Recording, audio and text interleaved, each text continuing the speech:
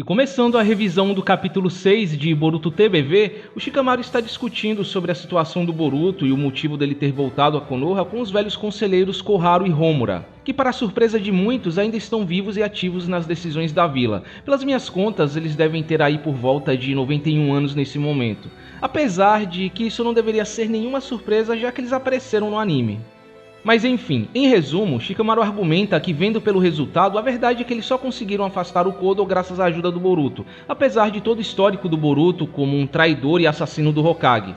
Mas os conselheiros, por sua vez, continuam insistindo na ideia de eliminar o Boruto, ignorando qualquer benefício que ele tenha feito pela vila, não só pelo que ele fez, mas também porque a reputação da vila estava em jogo. O Daimyo estava irritado, especialmente pela tentativa de assassinato do, entre aspas, Kawaki, e poderia ser que não só o próximo orçamento, mas também a existência da vila em si estivesse em jogo. E para completar, antes do Shikamaru sair, os conselheiros chamam a atenção dele sobre ele assumir definitivamente o posto de Hokage. Aparentemente, o Shikamaru deu um limite de 3 anos para assumir o posto. Basicamente, ele é um Hokage interino, provisório, como o próprio Danzou foi. Também destacando que, do jeito que as coisas estavam, ele seria um mau exemplo para o País do Fogo e as outras vilas. O que explica algumas questões que surgiram nos últimos capítulos, como o motivo do rosto do Shikamaru não estar no Monumento dos Hokages e o nome Hashidaime não estar escrito na sua capa. E essa decisão dele até traz uma nova pergunta: será que no fundo Shikamaru desconfia dessa história do Kawaki de que o Naruto está morto, mesmo que seja apenas uma intuição dele? Bom, esse é um assunto para as considerações finais.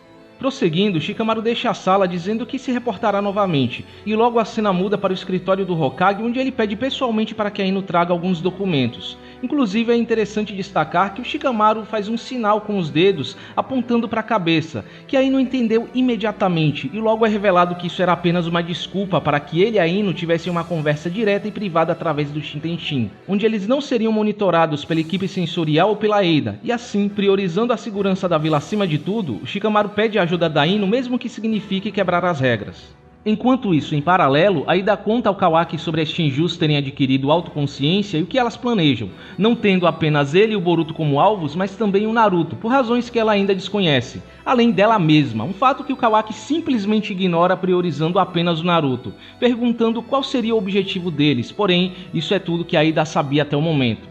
Mas de qualquer forma, o Kawaki não dá muita importância, assumindo que o Naruto estava em suas mãos e que todos seriam eliminados cedo ou tarde, não importa o que eles fossem, que deixa um clima bem desconfortável entre eles. E nisso, o Daimon, em um tom de deboche, se mostrando mais uma vez muito maduro para alguém de sua idade, questiona o Kawaki sobre a mentira de que o Naruto está morto, assumindo que mesmo que esse segredo seja conhecido apenas por eles e por Boruto e Sasuke, criminosos em que ninguém acreditaria, se esses monstros vierem à vila atrás do Naruto, todos podem acabar descobrindo sua mentira. E termina sua provocação dizendo que, diferente de sua irmã, não estava nem aí para o que aconteceria com ele. Mas por sua vez o Kawaki, sem poder dar uma resposta à altura, simplesmente sai da casa sem dizer onde vai. E já fora de casa ele dá de cara com o Mitsuki, que estava encarregado de monitorá-lo. E mais uma vez, como no capítulo 2, o Kawaki apenas o insulta, até o chamando de carrapato. Mas na RAL japonesa o insulto é bem diferente e tem mais significado. Ele o chama de King Onofun, ou cocô de peixinho dourado, uma expressão japonesa, uma gíria para dizer que alguém é pegajoso, que vive grudado no outro de uma forma meio pejorativa e tal. Prosseguindo, voltando à situação onde o capítulo 5 parou, após o abraço, todos parecem meio constrangidos e sem reação. A Sarada fica sem jeito perto do Boruto, até mesmo corando só de tentar encará-lo e não sabendo o que fazer nessa situação, sem saber o que falar para ele, mesmo tendo várias coisas para perguntar. Para quem ainda duvidava que a Sarada tinha sentimentos românticos pelo Boruto, tá aí mais uma das várias cenas escancarando isso. Até que a Sumire quebra o gelo e tenta puxar alguma conversa com Boruto, estando feliz que ele esteja bem, onde Boruto também se mostra aliviado por elas estarem bem após esses 3 anos. Só não esperava que a Sarada se jogasse em cima dele desse jeito, até falando num tom de brincadeira e sorrindo, deixando a Sarada sem jeito mais uma vez, dizendo que apenas estava muito preocupada com ele, mostrando que o velho Boruto ainda existe. Como eu disse na revisão passada, o Boruto não mudou de personalidade e se tornou badass e edgy em tempo integral. A situação é que não deu a brecha para ele mostrar esse lado. Mas enfim, indo direto ao ponto, sem muito tempo para estar ali, pois logo Kawaki o perceberia, o Boruto esclarece que havia voltado para contar a Sarada sobre o que aconteceu com o Sasuke. Enquanto isso, ao mesmo tempo, Kawaki sente a presença do Boruto, e uma cobra se esgueira para fora da manga do Mitsuki.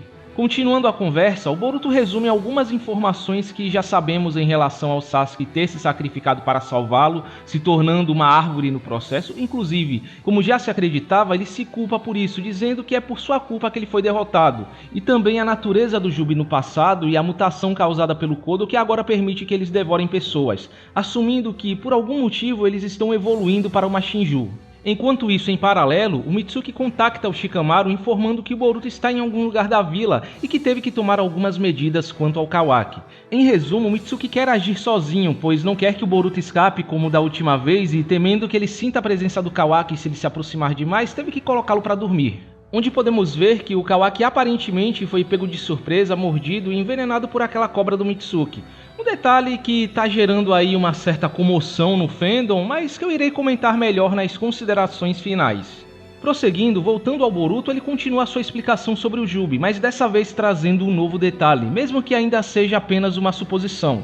O Boruto assume que o chakra do Kodo, através das marcas de garra, esteja influenciando essa mudança, pois mesmo que ele não seja um Otsutsuki, ele possui o karma originado do Ishiki, o que por si só já era um amontoado de elementos de Otsutsuki. Até que de repente ele é interrompido pelo Shikamaru falando diretamente em sua mente através do Shintenshin da Ino. O Shikamaru logo de cara acalma o Boruto sobre a privacidade da conversa, também esclarecendo que ele não era oficialmente o Hokage e tudo mais. Até que o Shikamaru pede para que ele saia dali, pois estavam vindo atrás dele. E é aí que Boruto é surpreendido por uma cobra do Mitsuki que tenta agarrá-lo, mas habilmente o Boruto consegue escapar jogando a Kusanagi para cima e usando o Hiraishin para se teleportar até ela. Algo similar com o que o próprio Sasuke fazia com a Amenotei de cara. Mas o detalhe interessante aqui, que eu acho que a essa altura do campeonato muitos já repararam, é que o Boruto parece controlar a Kusanagi de forma semelhante ao que o Orochimaru fez na luta contra o Hiruzen. Uma habilidade que não vimos nem mesmo o Sasuke usando, se bem que eu ainda tenho minhas dúvidas, pois a cena também pode ser interpretada como se ele tivesse batido a bainha da espada no banco e impulsionado a espada para frente. Mas enfim, o Mitsuki logo aparece na frente do Boruto com o Sennin ativado, dizendo que esteve esperando por esse momento, ignorando os apelos da Sarada para escutar o que ele tem a dizer, simplesmente ataca o Boruto. Mas imbuindo o Raiton Shinden na Kusanagi, o Boruto consegue cortar as cabeças das cobras com facilidade. Inclusive, essa é a primeira vez que ele usa esse ninjutsu no mangá, apesar de já ter sido estabelecido como usuário desde os extras do volume 1. Bem que eu tinha dito na revisão passada que provavelmente o Boruto usaria o Raiton Shinden em algum momento, sendo o substituto para o Chidori no arsenal de ninjutsus que ele aprendeu com o Sasuke. Bom, a luta continua com o Mitsuki apelando para um ataque mais destrutivo até que o Boruto voa para se esquivar do ataque, mostrando a habilidade inerente dos Otsutskis de voar, algo que já era esperado que ele dominasse em algum momento, e deixa uma última mensagem para Sarada prometendo que irá salvar seu mestre, todos os que foram transformados em árvores, e depois disso... Mas nesse momento ele hesita e apenas vai embora, prometendo voltar depois, quase como se estivesse tentando esconder algo da Sarada. Enquanto Boruto voa para longe, continua sua conversa com o Shikamaru, onde ele reclama da intromissão do Mitsuki, mas o Shikamaru por sua vez deixa bem claro que infelizmente estava de mãos atadas. Como Hokage, não seria lógico ele impedir o Mitsuki, uma vez que a intenção de eliminar o Boruto era unânime, não só pela liderança da vila, mas por todo o País do Fogo. Portanto, não tinha como ele ajudá-lo publicamente, mas seria capaz de contribuir de seu jeito e gostaria de contar com a ajuda do Boruto. Mas ainda assim o Boruto desconfia dele, até que o Shikamaru pergunta se na realidade ele não seria o Uzumaki Boruto, percebendo, graças à história do amado, que suas memórias foram alteradas e chegando à conclusão de que Kawaki e Boruto trocaram de lugar. Por fim, pedindo para que o Boruto dê a sua resposta. E chegando ao final do capítulo, Boruto se afasta da vila o suficiente para que eles continuem sua conversa de forma mais segura. Porém, antes de continuarem, o Boruto percebe que o Mitsuki colocou uma cobra rastreadora nele, a mesma tática que ele usou contra a Sumire no arco do incidente fantasma no anime. E assim o capítulo termina com o Mitsuki se aproximando do Boruto e o Boruto percebendo que não poderá pegar leve com ele. Agora, indo para as considerações finais, esse foi um ótimo capítulo, que apesar de não ter tantos acontecimentos ou informações relevantes quanto o anterior, foi uma bela surpresa. Parece que quando tudo estava dando uma acalmada e o mangá parecia estar voltando para momentos mais focados em slice of life e explicações, uma calmaria antes da tempestade, o Kishimoto vem e nos atinge com essa bomba, velho. Diferente do que eu esperei no capítulo passado, parece que não será dessa vez que o Boruto retornará definitivamente para a vila, mas em contrapartida, um cenário interessantíssimo está se formando aqui. onde talvez o Boruto acabe tendo um papel parecido com o do Itachi, sendo visto como um criminoso pelo mundo ninja, quando na realidade estará em contato direto com o Hokage ajudando a vila nas sombras, só que dessa vez o Hokage também está colocando a sua cabeça em jogo. Quem imaginaria que veríamos o Shikamaru cooperando com Boruto por baixo dos panos em uma aparente luta entre Boruto e Mitsuki logo agora? O ritmo desse começo de Boruto TBV tá bem intenso e frenético, tá até me lembrando muito o que a parte 1 era lá pelos capítulos 30 e poucos, onde Boruto quase não teve tempo para respirar, foi uma luta atrás da outra. O que no momento não é um problema, mas pode se tornar maçante se não houver alguns momentos de transição mais lentos, focados em construção da trama. Bom, em todo caso, Boruto tá foda de um jeito que eu nunca poderia imaginar. Mesmo que breve, eu dou um destaque a esse foco em questões políticas envolvendo a morte do Naruto e toda essa situação com Boruto, mostrando um pouco algo que eu gostaria de ver há muito tempo, as implicações da morte do Naruto para Konoha e o mundo ninja em si. Internamente, Konoha está em risco com toda essa situação, sendo pressionada pelo País do Fogo e por outras vilas, um bom lembrete de que os ninjas não são independentes e dependem diretamente do país para continuarem existindo. Talvez muitos até julguem as atitudes desses anciões por não terem dado um voto de confiança ao Boruto após salvar a vila e também por estarem envolvidos em tudo que é merda que aconteceu em Konoha no passado, mas mesmo que as decisões deles não sejam favoráveis para o protagonista, olhando do ponto de vista de conselheiros políticos e militares, eles estão tomando a decisão mais correta possível. Konoha, ainda mais nessa nova era tecnológica, pode estar prestes a desaparecer como força militar do país, e eles não conseguindo lidar com um criminoso como Boruto só evidencia a inutilidade e incompetência da vila, e até acho que talvez a situação esteja sendo mais agravada pelo fato do, entre aspas, Kawaki, o Boruto, ser amigo e salvador do Tentou, filho do Senhor Feudal, ou quem sabe até mesmo o próprio Senhor Feudal atual pode ser o Tentou, pois vai saber o que aconteceu nesses últimos 3 anos. E se esse for o caso, vai ser genial, porque vai mostrar que mesmo um arco super aleatório, como o arco dos bandidos Mudina, teve o seu papel e um grande impacto na história a longo prazo. O Shikamaru dispensa comentários, aquele foi o Hokage, mostrando que a sagacidade e genialidade que a gente espera do personagem ainda está intacta para quem reclamou dele precipitadamente nos primeiros capítulos. Nesse capítulo, acho que ficou evidente que ele não está tão alheio aos argumentos da Sarada em defesa ao Boruto ou às incoerências em relação à identidade do Kawaki como se imaginava. Ao que parece, diferente do que ele mostra publicamente, ele dá ouvidos à Sarada e vem levando em consideração o que ela vem falando esse tempo todo. Ele ouviu os apelos da Sarada quanto a acreditar que o Boruto afastou o Kodo e falou isso aos conselheiros. É provável que, seja por influência da Sarada ou por alguma intuição, que o Shikamaru sempre duvidou da identidade do Kawaki e dessa história do Kawaki e da Eida de que o Boruto matou o Naruto e a Hinata. Se ele se recusa a assumir a posição de Hokage oficialmente, talvez seja porque no fundo ele desconfia de alguma coisa. No capítulo 1, a Sarada diz que o Shikamaru ficou confuso com alguns detalhes, como o fato do Kawaki não ter o Momoshiki, mas eventualmente parou de se questionar. E o Shikamaru sabe da idolatria que o, entre aspas, Boruto Kawaki tinha pelo Naruto.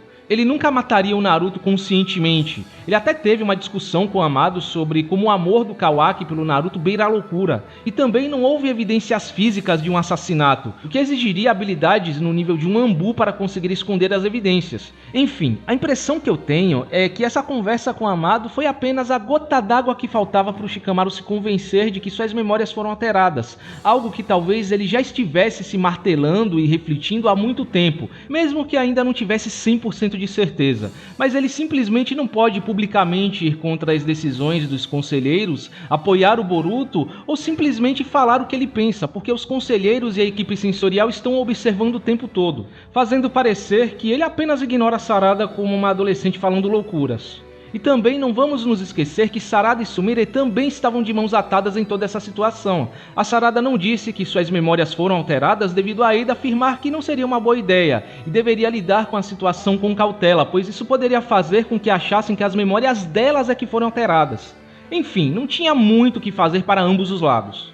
Talvez alguns digam que lhe falta mais atitude para lidar com os conselheiros, como a Tsunade confrontando os dois e pegando eles pelo colarinho, mas são situações diferentes, personagens diferentes e abordagens diferentes. É interessante ver ele burlando a situação de maneira inteligente, fazendo uso de estratégia e da confiança que ele e a Ino construíram. Mas eu também vejo outra possibilidade. Eu teorizo que talvez haja uma influência indireta da Ada em toda essa desconfiança do Shikamaru, uma vez que também é estabelecido que a onipotência desfaz as dúvidas sobre qualquer incoerência e só agora as evidências físicas parecem funcionar com Shikamaru. Pensem comigo. Se assumirmos que a teoria de que Sarada e Sumire são imunes à onipotência graças ao desejo da Ada de ter amigas de verdade acabe de fato acontecendo, ela não poderia fazer outras exceções? Uma vez que o Kawaki parece não ter dado a mínima para o fato de que ela é um alvo das Shinjus e que ela, Daemon e Kawaki acabaram de ter uma discussão sobre o Kawaki estar em risco se descobrirem que o Naruto está vivo, talvez ela inconscientemente tenha feito com que o Kawaki fosse descoberto pelo Shikamaru, de tal forma que o Kawaki voltaria a depender dela quando todos se voltassem contra ele. Se bem que eu tenho a impressão de que a Ada pode estar prestes a se tocar sobre o Kawaki. Ele a ameaçou fisicamente, a forçou a mentir, ameaçou matar o seu irmão mais novo, nunca demonstrou gratidão depois que ela literalmente salvou a bunda dele, e nesses últimos 3 anos nada mudou na relação entre eles. O Kawaki continua completamente indiferente a ela e agora, para completar, não dá a mínima para o fato dela estar em perigo. E se ela não fizer nada, talvez o Daemon faça ao perceber que o Kawaki apenas quer usá-la.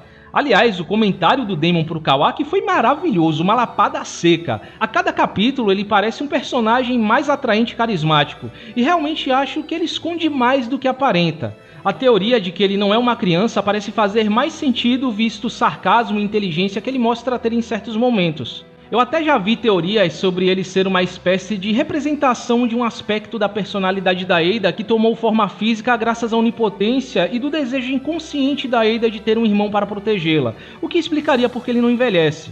Não acho que seja para tanto, mas é uma teoria interessante. Se esse for o caso, talvez o Daemon represente o que a Ada verdadeiramente sente, os verdadeiros sentimentos que ela esconde por trás dessa capa de elegância, quem ela realmente é, e talvez esse comentário do Daemon represente o que ela no fundo realmente sente pelo Kawaki: indiferença.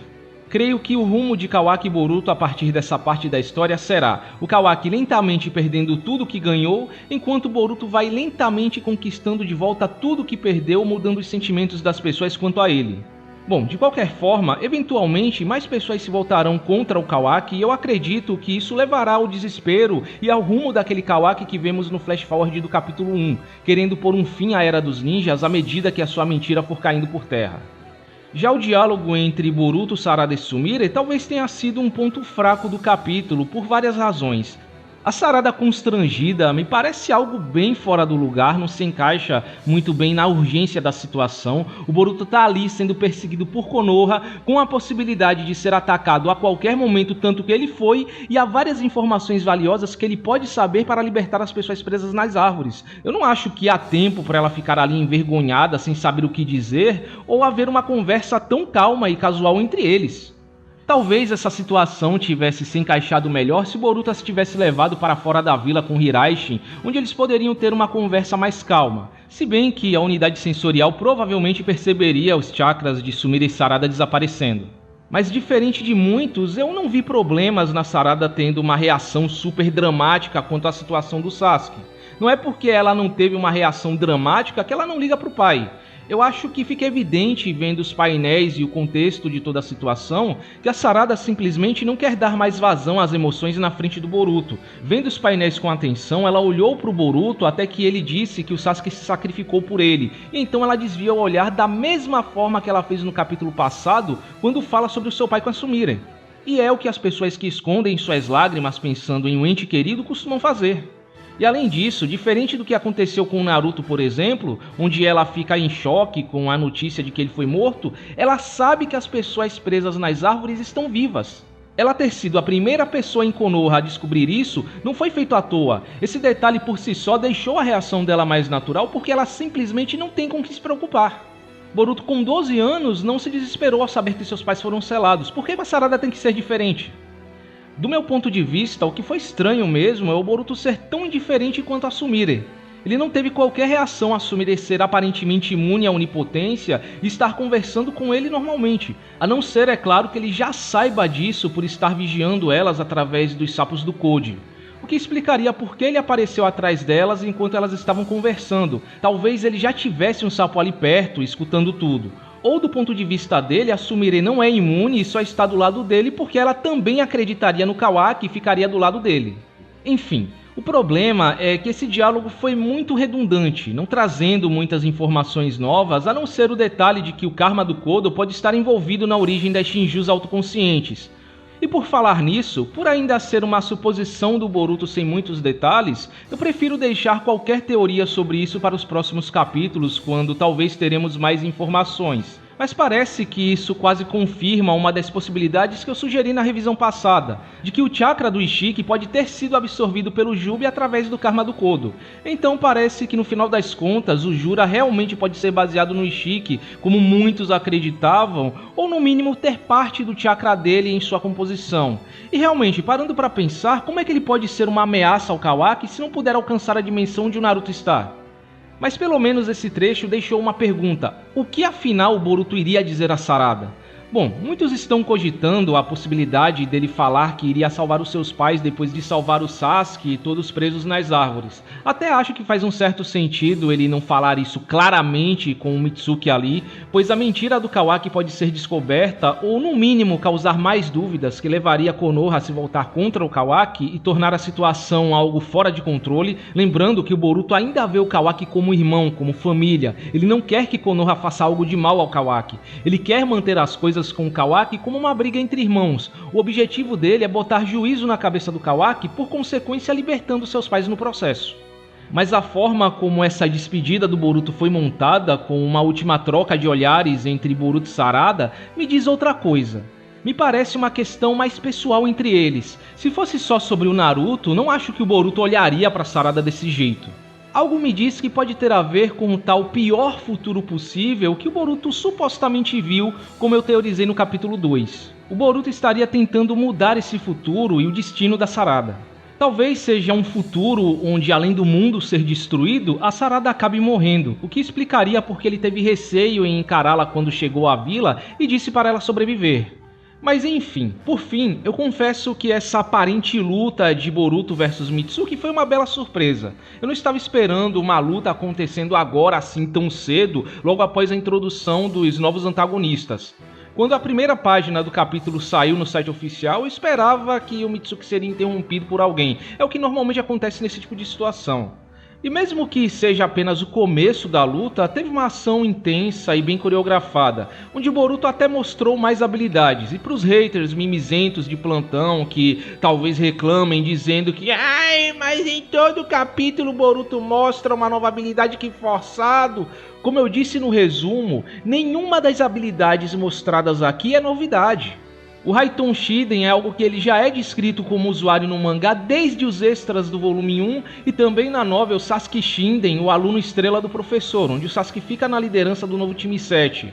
E nessa novel ele é bem categórico quando diz que o Boruto é capaz de usar o Raiton Shiden. Diria até que demorou para vermos ele usando. É engraçado que o próprio Mitsuki também é um usuário de Raiton Shiden no mangá, ele usa lá no capítulo 21 da parte 1, mas eu não vejo tanto drama.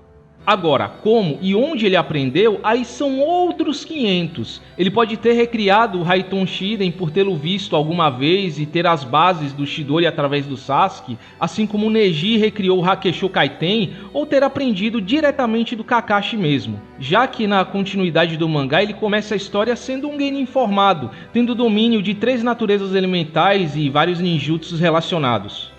E o Boruto é um Otsutsuki completo. Estranho seria se ele não voasse a essa altura do campeonato. O próprio Amado fala no capítulo 74 da parte 1 que ele voaria eventualmente. Ah, e outro detalhe importante é que se esse mangá realmente acabar daqui uns 9 volumes, até o final de 2024 serão 4 volumes concluídos, quase metade do que o mangá terá daqui pra frente. Então, meu caro amiguinho que está reclamando que o Boruto está mostrando uma nova habilidade a cada capítulo, me responda. Em um mangá que até o final desse ano vai ficar faltando uns 5 volumes para acabar, o Boruto precisa ter uma progressão lenta ou acelerada? Parece que essa galera não para pensar por um segundo que até o final disso aqui, o Boruto tem que ter um nível para enfrentar algo tipo o Shibai se ele for o boss final. E se o mangá for curto, a progressão dele em questão de poder e habilidades tem que ser acelerada para chegar nesse nível em 9 volumes ou menos. Mas enfim, de qualquer forma, eu creio que essa luta vai ter a função de fazer com que o Mitsuki comece a se questionar se o Boruto não é o seu sol no lugar do Kawaki. Eu não duvido que tenhamos um cenário onde no meio da luta o Boruto faça ou diga coisas que só eles como parceiros de time de longa data saberiam e o Kawaki nunca saberia, ou que no fundo as memórias do Mitsuki entrem em conflito com o que ele sente. As suas memórias vão lhe dizer uma coisa enquanto seu coração vai lhe dizer outra, deixando ele confuso e hesitante em atacar o Boruto, então o Mitsuki começará a perceber que ele é o seu verdadeiro sol. Eu também não acho que essa luta será tão fácil para o Boruto quanto muitos imaginam, mesmo que o Boruto tecnicamente seja mais forte que o Mitsuki. Primeiro que por mais que o Boruto diga que vai pegar um pouco pesado com o Mitsuki, certamente ele vai lutar na defensiva. Ele não usaria algo como o Zuhiko contra um amigo. E segundo que o veneno das cobras do Mitsuki parece ser eficaz contra os Tsuskis, já que ele conseguiu deixar o Kawaki desacordado. Talvez um arranhão já seria o suficiente para deixar o Boruto no mínimo desnorteado e até equilibrar um pouco a luta para o lado do Mitsuki. Como eu disse no resumo, isso está gerando uma certa comoção no fandom. Muita gente, especialmente os fãs do Kawaki, estão chorando por causa disso. Como assim o Kawaki, o receptáculo do Ishiki, um Otsutsuki foi derrubado tão facilmente por uma cobrinha? Que forçado! O power scaling desse mangá é uma bagunça. Para início de conversa, não importa que nível o personagem tenha, se ele for pego de surpresa, não vai ter defesa contra um ataque, mesmo que esse ataque venha de um inimigo mais fraco. E nessa franquia, o que mais tem é precedente disso. Madara foi pego de surpresa pelo Zetsu Negro, Momoshiki foi pego de surpresa pelo Kieru Rasengan e o próprio Ishiki foi pego de surpresa pela Kaguya. Também não vamos nos esquecer que o Amado conseguiu criar pílulas que suprimem células de Otsutskis, que o vírus do Boru teve efeito em Boruto e Kawaki, e mesmo que um Otsutsuki fosse imune a venenos e doenças, o que nunca foi estabelecido, aliás o Urashiki no anime foi afetado pelo veneno corrosivo do estômago do sapo do Jiraiya, o Kawaki ainda é uns 20% humano. Ser Otsutsuki não torna o personagem invulnerável a tudo.